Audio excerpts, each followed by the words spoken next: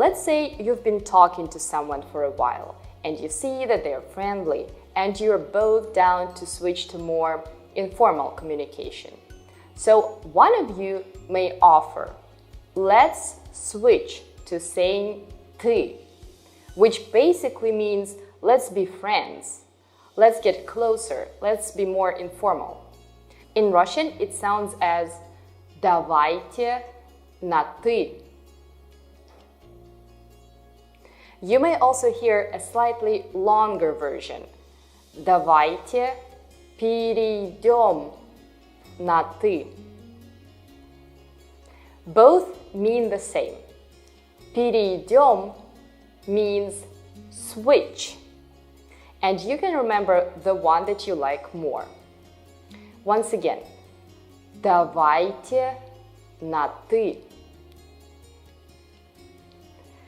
To answer that, a person would usually say «давайте».